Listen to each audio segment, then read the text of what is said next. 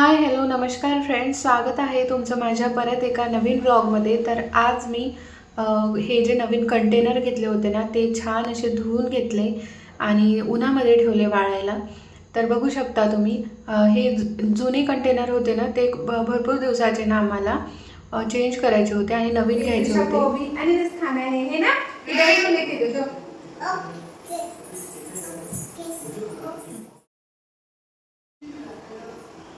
तर बघा, मगाशी मी हे जे धुतले होते ना कंटेनर, ते मी आता पुसून घेते आणि याच्यामध्ये मी भरून ठेवते जे काय भरायचं आहे ते. तर छान याला उन्हामध्ये वाळवली होती, पण ऊन नाही आहे आज तेवढी, त्याच्यामुळे मग याला परत थोडंसं पुसून घेते.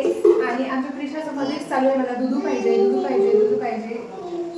तर तिला मी आता इथे दूध ठेवलं तापवायला, तर ते दूध देणार प्रिशाला. आहे ना प्रिशू? दूध पाहिजे ना तुला? दूध प्यायचं ना तुला? दूध पिणार आहे ना? आमच्या प्रिशाला ना मराठी समजतच नाही, हिंदीच समजते तिला. मराठी शिकवायचं आहे तिला, पण ती ना हिंदी बोलते, त्याच्यामुळे मग हिंदीचे जे शब्द आहेत ते लगेच कॅच करते आणि मराठीचे जे आहे ते म्हणजे वेळ लागते तिला. आहे ना प्रिशू? दूध प्यायचा? दूध पिणार आहे? दूध पिणार? मुंगीने काढली मी का पाहिजे? ओय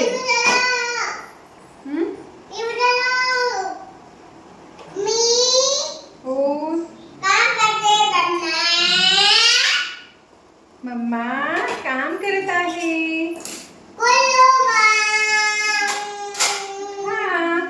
तर आता मी प्रिशाला ना दूध देणार आणि मग परत आपल्या कामाला. तर इथे ना प्रिशाला दूध पाहिजे होतं, तर मी इथे तिला दूध गरम करून दिली आणि माझे कामं करता करताना तिला दूध पाजवली मी आणि मग नंतर परत कामाला लागली.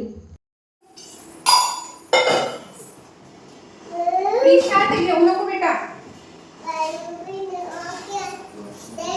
अरे ते बॉटल नाही घ्यायची प्रिशू, नाही बेटा, हो म्हटलो. तर हे जे कंटेनर आहे ना, ते छान मी ना नॉर्मल पाण्याने धुवून घेतली होती, त्याला थोडं वाळू घातली होती आणि मग कोरड्या कापडाने एका पुसून घेतली. तर इथे ना भरपूर म्हणजे कंटेनर वगैरे धुवून ठेवायचे होते मला. तर ते दिवाळीमध्ये मी ऑलरेडी धुतले होते. जे नवीन आहे ते मी नॉर्मल पाण्याने धुवून घेतले आणि जे टाकायचं आहे ते सुद्धा याच्यामध्ये टाकून घेतलेलं आहे. जे ड्रायफ्रूट्स वगैरे आहे ते दिवाळीच्या खूप आधी आले होते, तर आता ना म्हणजे सरसुद्धा आलेले आहे, थोडेच आहे, तर ते मी टाकून घेत आहे याच्यामध्ये. आणि प्रिशाचं चालू होतं आधीमध्ये तिचं नेहमीचंच. धुवून घेतले आणि याच्यामध्ये भरून ठेवते मी सामान.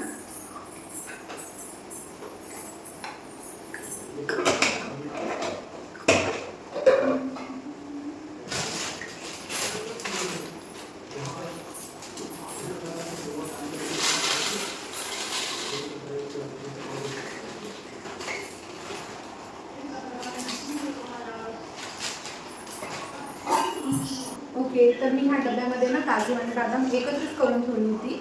तर आता मी ना इथे वेगवेगळं करून ठेवणार आहे काजू आणि बदाम. तर बघा, आणि प्रिशाची मध्ये चालू आहे.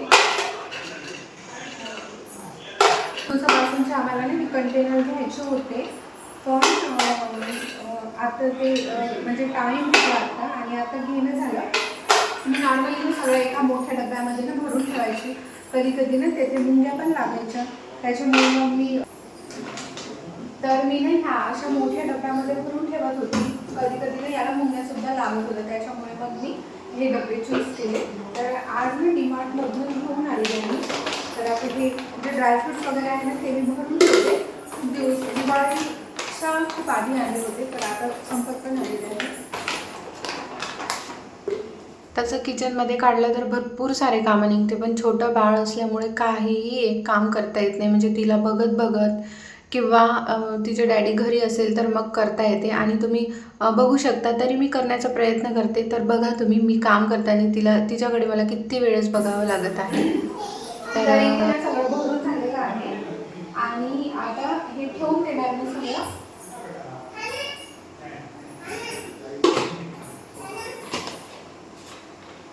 सगळं छान असं सगळ्या बरण्यामध्ये भरून ठेवलेलं आहे. हे बघा, सगळं भरून ठेवलेलं आहे आणि आता ठेवून देणार मी इथे.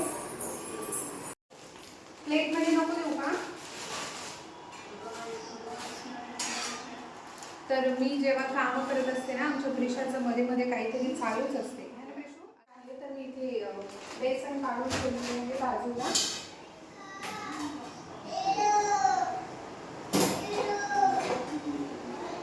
तर बघू शकता तुम्ही इथे छान असे डबे लावून घेतले बघा. इथे ठेवून घेतलेले आहे मी हे डबे आणि इकडचे डबे वगैरे काही मी दिलेले आहे. मला चकली करायची आहे तर ते पीठ घेण्यासाठी. आणि ह्या मी बेसनाचे ना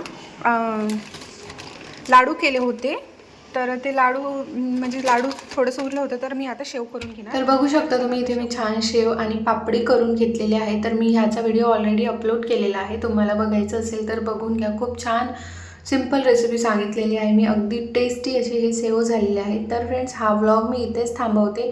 आय होप तुम्हाला आवडला असेल तर प्लीज एक लाईक शेअर सबस्क्राईब आणि कमेंट करायला विसरू नका. आणि बेल आयकॉनवर प्रेससुद्धा करा जेणेकरून माझ्या पूर्ण व्हिडिओची तुम्हाला नोटिफिकेशन्स येईल.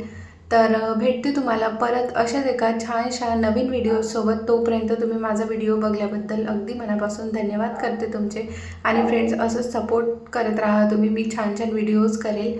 तर भेटूया परत अशाच एका छानशा व्हिडिओसोबत. तोपर्यंत बाय बाय.